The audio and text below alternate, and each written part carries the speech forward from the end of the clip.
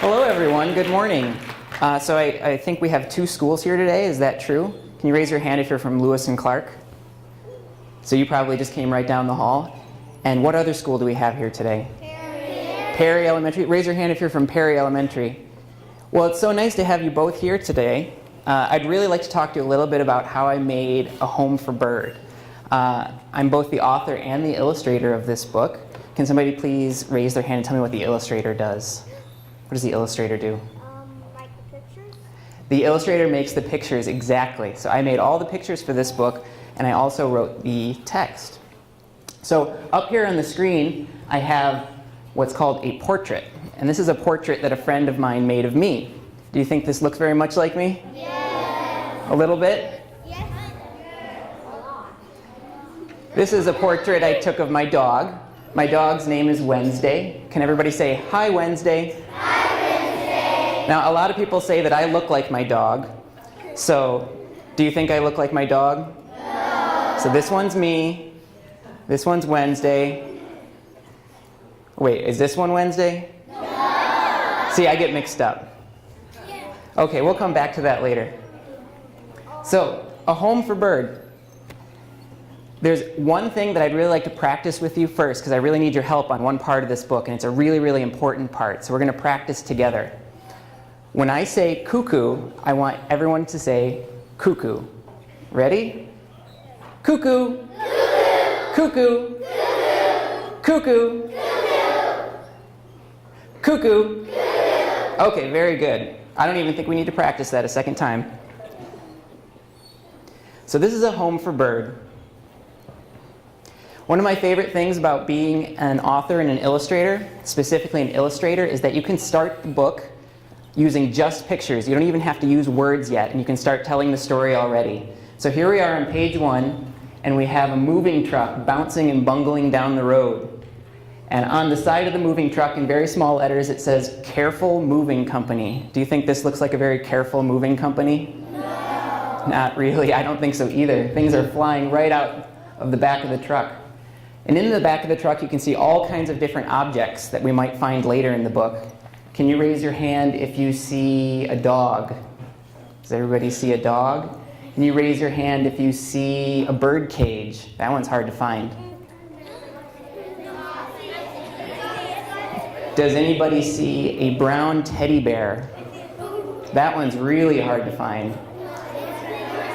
So here's a little secret. That brown teddy bear is actually a portrait of my teddy bear, whose name is Frederick, and I've had Frederick since I was 3 years old. So can everybody say, "Hello, Frederick"? Hello, Frederick. Now, does anybody see a tiny little blue bird flying out of the back of a cuckoo clock? You do. Can everybody say, "Cuckoo"? Very good.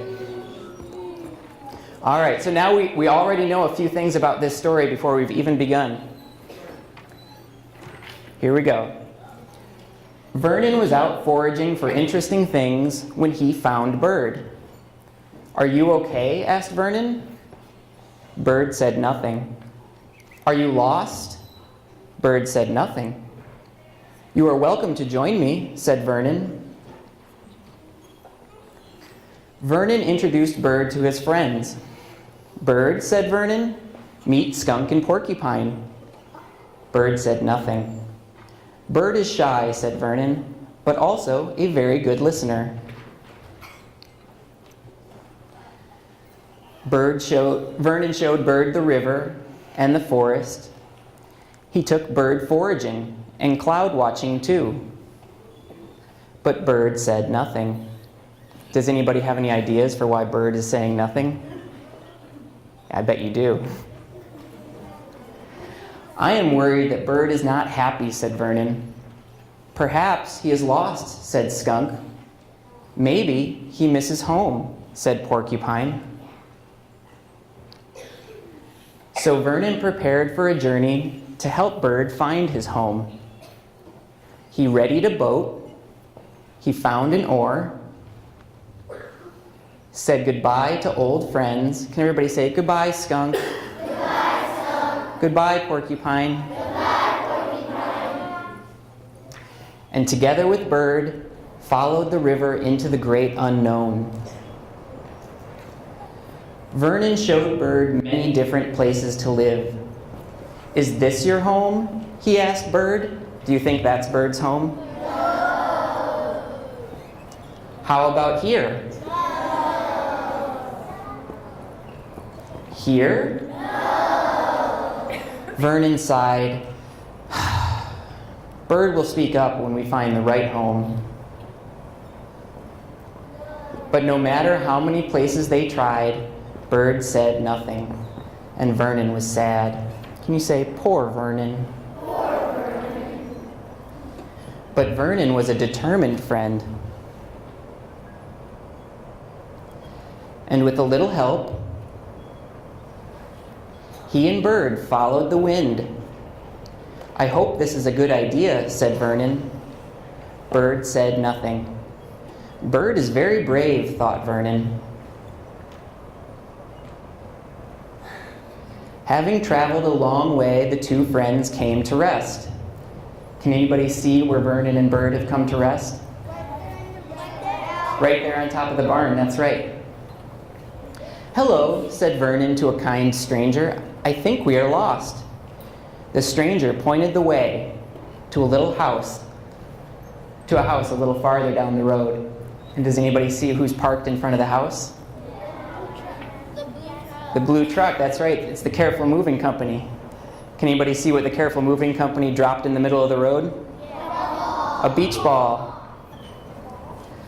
I am so tired, said Vernon. Bird said nothing. Bird is tired too, thought Vernon. Maybe we'll stop for the night. Looks like the Careful Moving Company is on its way. Can everybody say toot toot? Toot toot. Honk honk. Honk honk. And here we have Vernon and Bird looking up at a little blue house on a wall. Together, Vernon and Bird slid down the curtain, introduced themselves to new friends. Does anybody remember the name of my teddy bear? Frederick, that's right. Say, hello, Frederick. Hello, Frederick. Say, it's nice to see you again. Nice to see you again. And they climbed up to the little house on the wall. This home is in need of repair, thought Vernon, carefully placing the door back on its hinges. I hope Bird doesn't mind. He put Bird to bed upstairs. Say, good night, Bird. Good night, Bird. He put himself to bed downstairs. He said, good night, Vernon. Good night, Vernon. And fell asleep to a gentle sound. Tick-tock, tick-tock, tick-tock. Vernon awoke with the morning light. He liked this house and the cheerful sounds it made. I wonder if Bird likes it too, thought Vernon. And Bird said, remember what we practiced? Cuckoo, cuckoo, cuckoo. You can do louder than that. Cuckoo, cuckoo, cuckoo. Very good. And Vernon was happy. The end.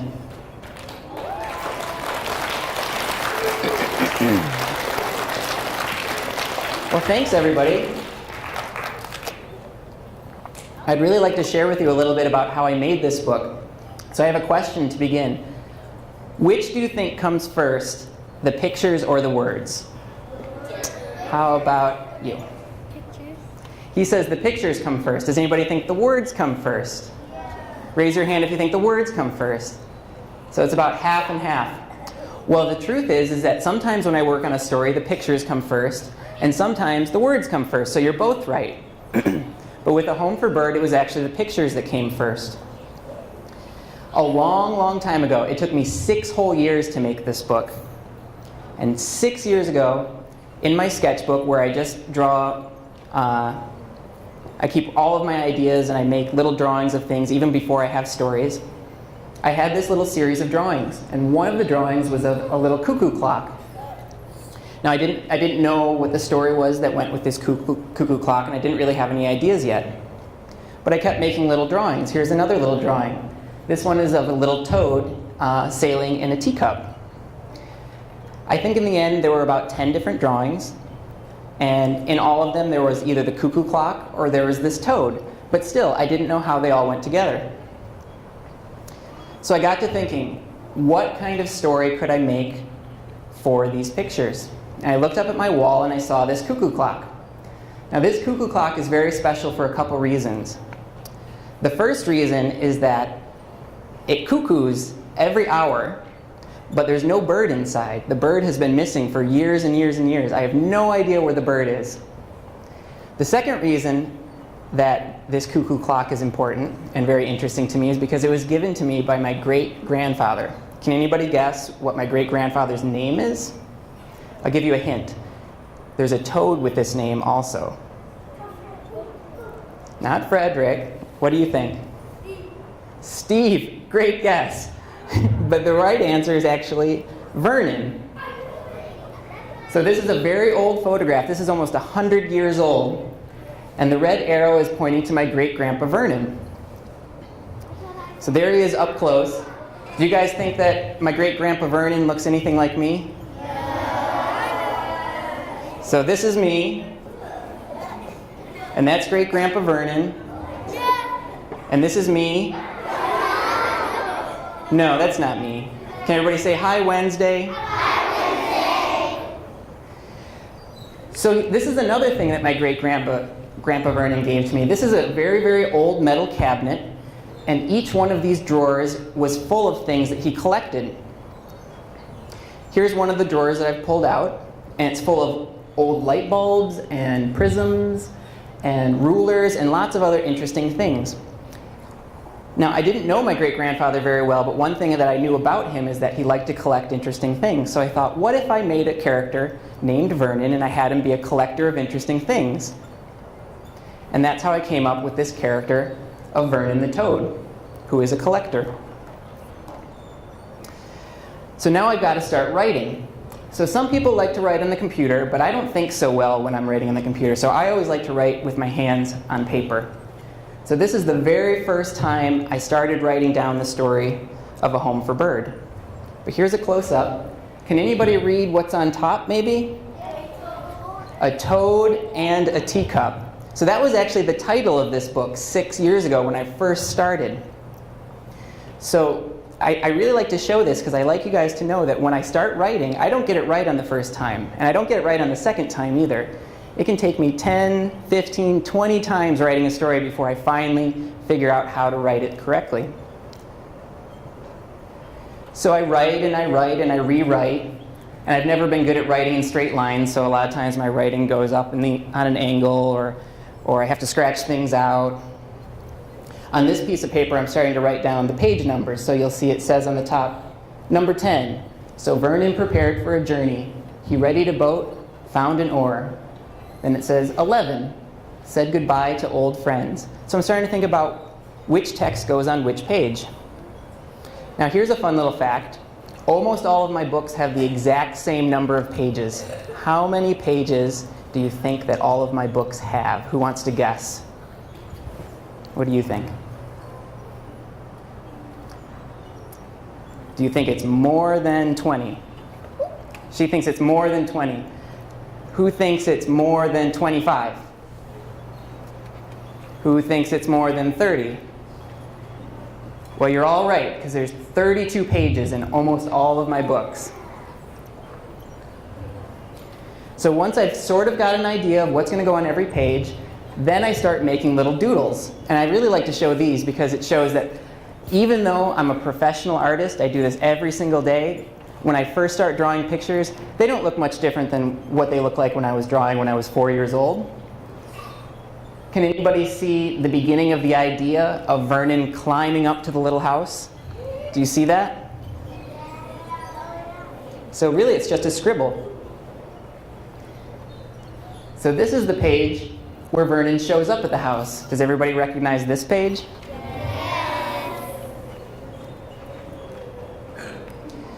So once I get to that step, the next step is to start figuring out what my character looks like. So I really wanted to know how he stood and what color he would be. Is he green or is he beige? Is he blue? Does he have green spots on his belly? sometime around the middle of the writing of the story, I realized that Vernon had no one to talk to other than Bird, and Bird says nothing. And it would be really nice if maybe Vernon had some other friends. So I thought, what kind of friends can Vernon have? Now, can anybody guess what my two favorite animals in the world are?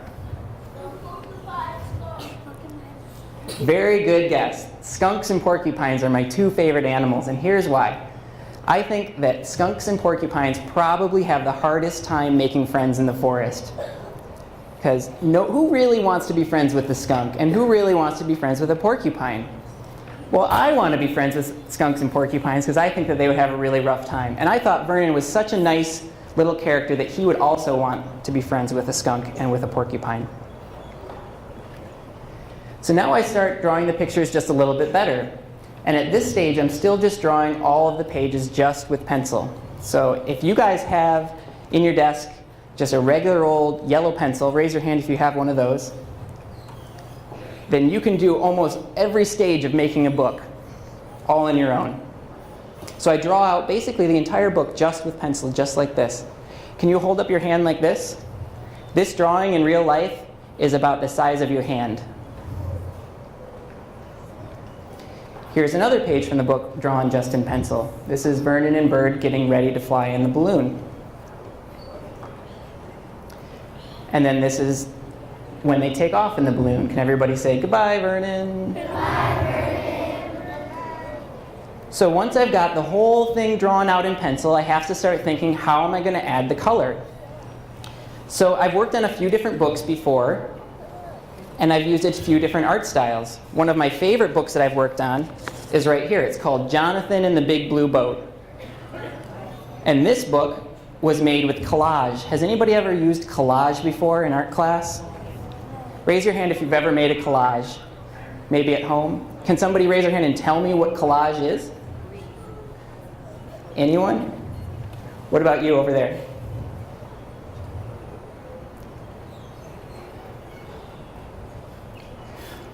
Raise your hand if you have a glue stick at home.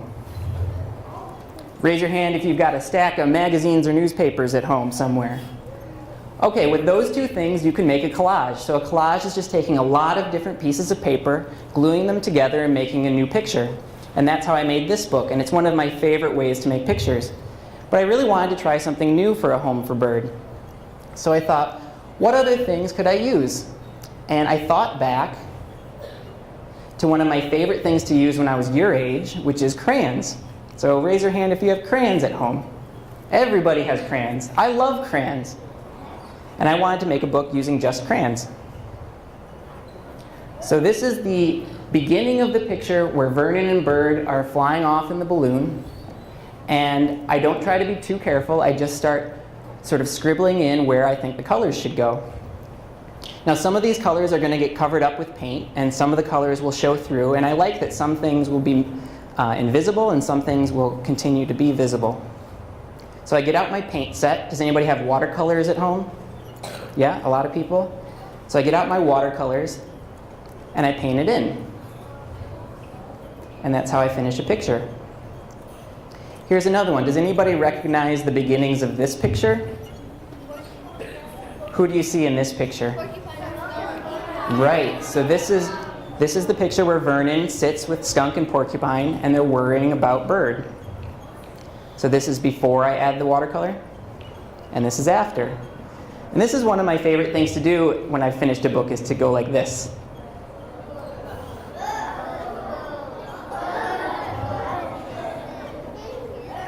Here's one more. Does anybody recognize what this was before I finished? All the way in the back. Yep. Yep. So this is Bird is sitting in the nest with the eggs, and Vernon is worrying about him. Vernon does a lot of worrying in this book, doesn't he?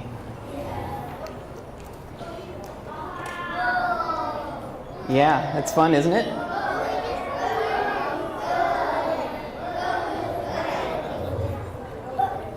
Okay, so every now and then there's something that I have a lot of trouble drawing. So most of the things that you see in the book came right out of my imagination, which means that I just dreamed them up and then drew them straight out of my head. But there are certain things that I'm really not very good at drawing, and one of those things is trucks. Trucks and cars and airplanes, things like that I've always had a hard time drawing. So sometimes I have to find a photograph and then draw my picture using the photograph. So does anybody recognize this truck? Can everybody say toot toot? Toot toot. Honk honk? Honk honk. That's the Careful Moving Company. So the very, very last thing I ever do, even though it's the very first thing you see, is the book cover. The book cover is the very last picture that I make. Now this picture is my very first what's called a sketch for what would become the cover. Can everybody just hold up their index finger like that?